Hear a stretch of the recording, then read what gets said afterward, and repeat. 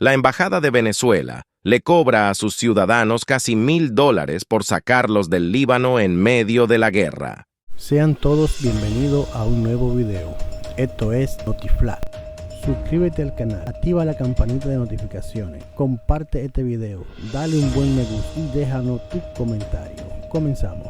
Las principales víctimas son mujeres que lo perdieron todo y la embajada no ha demostrado eficiencia para gestionar la crisis. ¡Sáquennos de aquí! ¡Por favor! Perdí mi casa, mis animales y mis vecinos, dice Eneisa, quien es venezolana de nacimiento y casada con Hassan, un ciudadano libanés, cuya casa, en la ciudad de Baalbek en el Valle de Beca, fue bombardeada hace 2 semanas, en el marco de la guerra. Ellos son parte de cientos de familias que claman a la Embajada de Venezuela en el Líbano atención para los connacionales. Las principales víctimas son mujeres en refugios o en la calle, porque lo perdieron todo, y la embajada no ha demostrado eficiencia para atender la crisis, según el testimonio de varias de las víctimas de la guerra que esperan ser repatriados a su país natal. «Sáquenos de aquí, por favor», dice una de las mujeres que teme identificarse. En el caso de Eneisa, está fuera del Líbano, pero su esposo sigue atrapado en medio del caos de la guerra. Me he dirigido por correo electrónico y por las redes sociales y no obtengo respuesta para la salida de mi esposo. Lo que sé es que están atendiendo presencialmente y muchos de nosotros no podemos, porque no tenemos los recursos, bien sea porque el camino es peligroso o porque estamos muy alejados de Beirut. Aunque sus vecinos murieron, su esposo y el resto de la familia lograron irse vía a Siria y meterse en un refugio. Es un estado de sobrevivencia y ellos están en riesgo cada hora de perder la vida. Destaca Eneisa que somos más de 2,000 venezolanos en el Líbano y le solicitamos a la embajada que activen un link para poder registrarnos sin tener que ir personalmente a la embajada. Muchos no han podido ir porque ha sido difícil, no tienen recursos o están en ciudades muy alejadas. Solicita que se habilite, por parte del gobierno venezolano, vuelos humanitarios, que se agilicen los trámites ante la Embajada de Beirut y que podamos retornar a nuestro país sanos y salvos, porque muchas personas se están enfermando por los gases tóxicos y están muriendo. Hubo un vuelo humanitario que partió desde Siria a Venezuela, pero la embajada en el Líbano solo llamó a 40 ciudadanos venezolanos de los miles que han podido llenar el formulario, porque muchos, como mi esposo, no han logrado llegar al lugar, finaliza diciendo. Nuestra casa fue bombardeada hace 15 días aproximadamente. Estaba ubicada en la ciudad de Baalbek, en el Valle de Beca, donde fallecieron mis vecinos. Me he dirigido a la embajada venezolana en Beirut mediante correo electrónico o las redes sociales, pero no he obtenido ninguna respuesta. Lo que sé es que ellos están atendiendo presencialmente y muchos de nosotros no podemos, ya sea porque no tenemos los recursos o porque el camino es muy peligroso o estamos muy alejados de la ciudad de Beirut. Gracias a Dios, mi esposo estaba en camino hacia Siria, pues él y la familia tuvieron que recoger lo que traían puesto e irse hacia un refugio donde estuvieran seguros, porque no tan solo la situación que se está viviendo, que es muy difícil, sino que es un estado de sobrevivencia y que está en riesgo cada día, cada hora está en riesgo la vida. Por lo que supe del avión humanitario que partió desde Siria a Venezuela, pues la embajada de Venezuela en Beirut llamó solo a 40 ciudadanos venezolanos, de los miles que han llenado ya el formulario, lo que han podido llenar el formulario, porque, repito, mi esposo no ha podido porque tiene que ir presencial. Casi $1,000 el pasaje. Al reclamo de Eneisa se suman decenas de venezolanos que, en conversación con Infobae, reclaman la atención del embajador de Venezuela en el Líbano, general en jefe, Echa, Jesús Gregorio González González.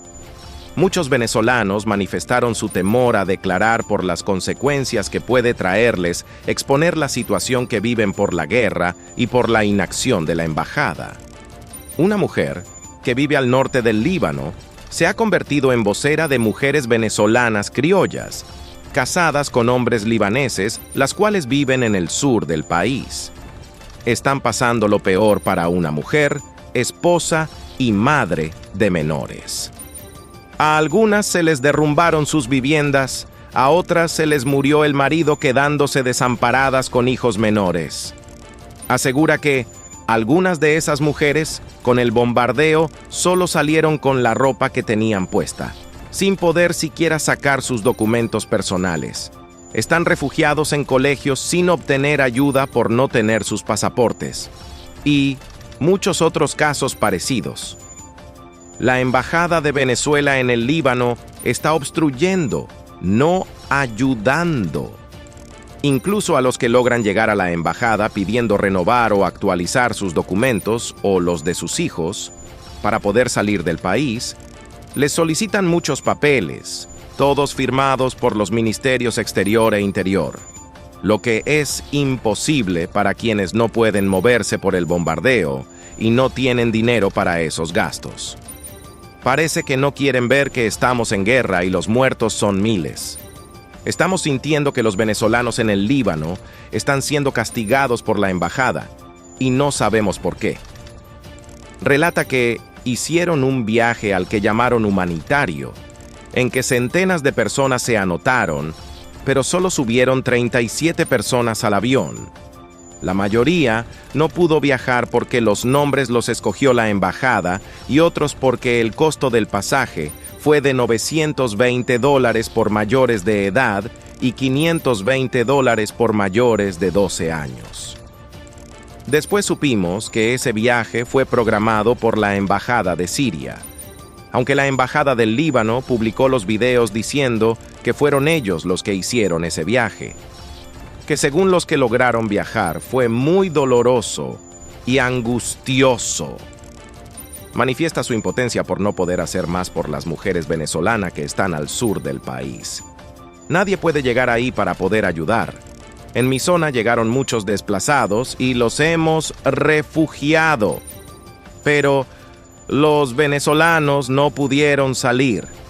Hay varias familias venezolanas afligidas, sin recursos, sin papeles, sin dinero, y no cuentan con su embajada. Alguien debe llegar a esas familias venezolanas y sacarlas del sur y hacerlas viajar a sus tierras. Lamentablemente estoy con las manos atadas y me duele mucho que compatriotas estén pasando por todo eso, dice para finalizar. Necesitan ayuda. Otra de las familias venezolanas afectadas en el Líbano dice que la atención hasta ahora recibida ha sido de la Embajada de Venezuela en Siria. Es el que está recibiendo la ayuda y quien ayudó a salir a las 32 personas del Líbano. Buscó el avión que nos trasladó de Siria a Moscú. Escríbanle a él, por favor. Pásenle videos y expresen todo y que quieren salir de aquí. Hemos estado buscando que se exponga nuestro caso ante el mundo. Se han realizado comentarios en publicaciones, pero las pocas quejas que hemos podido hacer públicas no han llegado a los oídos correctos. Estos llamados se hacen sin tener aspectos políticos, religiosos o raciales, porque la única línea es que somos venezolanos en el Líbano y necesitamos que se habiliten vuelos humanitarios para poder regresar a nuestro país. Hay algunos que no tienen para pagar ni vuelo humanitario ni comercial, dice uno de los afectados. En otras noticias, Brasil no impulsará el ingreso de Venezuela a los BRICS durante la cumbre en Rusia. El asesor del gobierno, Celso Amorim, se reunió con el presidente Luis Inácio Lula da Silva previo al encuentro de líderes en Kazán. El asesor para asuntos internacionales del gobierno brasileño, el ex canciller Celso Amorim, se declaró en contra de la entrada de Venezuela en el grupo de economías emergentes BRICS, del que forman parte Brasil, China y Rusia, entre otros. Yo no defiendo la entrada de Venezuela. Creo que hay que ir despacio. No sirve de nada llenar los BRICS de países. De lo contrario, pronto se creará un nuevo G77, afirmó el asesor del presidente Luis Inácio Lula da Silva en declaraciones a CNN Brasil. Amorim, que este lunes se reunió con el mandatario brasileño, convaleciente tras sufrir un accidente doméstico, señaló que el ingreso de nuevos miembros al foro tiene que ser muy bien estudiado dentro de un contexto mundial polarizado y multipolar. Hay que tener una concepción estratégica de las admisiones. Recuerden que el mundo está viviendo guerras con el potencial de convertirse en guerras mundiales. Así que los criterios de admisión son más importantes que el propio país, manifestó. Una semana, además, que va a estar marcada por la cumbre de los BRICS que se va a celebrar en Kazán a partir de mañana y en la que van a participar representantes de 36 países y 6 organizaciones internacionales. Es lo que afirmaba el asistente del presidente de la Federación de Rusia, Yuri Usakov. Dice además que esperan la participación de representantes de 36 países y el liderazgo de 6 organismos internacionales. Rusia reúne a partir de mañana martes a más de 30 países amigos en la cumbre del grupo BRICS en Kazán en el marco del primer gran evento de esta envergadura desde el comienzo de la guerra en Ucrania. Según el Kremlin, se trata de hecho del principal acontecimiento de la agenda mundial estos días. Dice además que es una muestra de que Rusia no está aislada, que en el mundo contemporáneo es muy difícil aislar a un país, sobre todo cuando se trata de uno como la Federación de Rusia, es lo que afirmaba el portavoz de la presidencia Dmitry Peskov a pocos días de esta cumbre, a la que por cierto también va a asistir Mahmoud Abbas, el presidente palestino, y el secretario general de la ONU, un Antonio Guterres, que se va a reunir con Vladimir Putin. En otro orden, los referentes de la oposición venezolana aseguraron que van a seguir luchando por la libertad. Algunos integrantes del antichavismo comunicaron por medio de sus redes sociales oficiales que la lucha no ha terminado y remarcaron que alcanzar la democracia y la libertad no son tareas sencillas. Este martes, opositores venezolanos del régimen de Nicolás Maduro, que forman parte de la Plataforma Unitaria Democrática, la coalición antichavista más grande, indicaron que van a seguir en busca de la democracia y la libertad del país. El anuncio fue en el marco del aniversario de la celebración de las primarias presidenciales, en donde la exdiputada María Corina Machado salió como ganadora, pero luego no pudo competir debido a la inhabilitación impuesta por la Contraloría hasta el año 2036. Por medio de su cuenta oficial de X, antes Twitter, la excandidata de la oposición en las elecciones primarias, Delsa Solórzano, indicó que la lucha no ha terminado. Alcanzar la democracia y la libertad no son tareas sencillas, pero no nos vamos a rendir. Además, comunicó que el 22 de octubre del 2023 inició un nuevo camino y una batalla no menos difícil: lograr tener un candidato en la tarjeta de la unidad debido a la inconstitucional inhabilitación de María Corina. Ese escollo también lo superamos, y el 28 de julio, con más ánimo, alegría y ganas de cambio, votamos por Edmundo González Urrutia. Sumó en el escrito compartido en las redes sociales. Los integrantes de la oposición venezolana comunicaron que siguen en la búsqueda de la democracia. Por su parte, el exdiputado de la Asamblea Nacional de Venezuela, César Pérez Vivas, volvió a apoyar a María Corina Machado y reafirmó su compromiso con la democratización del país. El exfuncionario indicó por medio de X: hoy hace un año, superando el saboteo de la dictadura, logramos movilizar a la ciudadanía y celebrar las elecciones primarias. Al igual que Solórzano y Pérez Vivas, el exfuncionario Juan Pablo Guanipa denunció que las elecciones primarias de la oposición fueron organizadas sin recursos, bajo amenazas, sin el Consejo Nacional Electoral, CNE, y con mucho valor. También, el exdiputado dijo que el chavismo en la actualidad se encargó de desplegar su máquina opresora y mencionó que ha encarcelado a miles de compatriotas y están empeñados a quedarse en el poder a sangre y fuego. Luego añadió, pero no van a poder. Sé que hoy ellos se ven muy fuertes, pero la realidad es que no van a poder con un pueblo que decidió ser libre.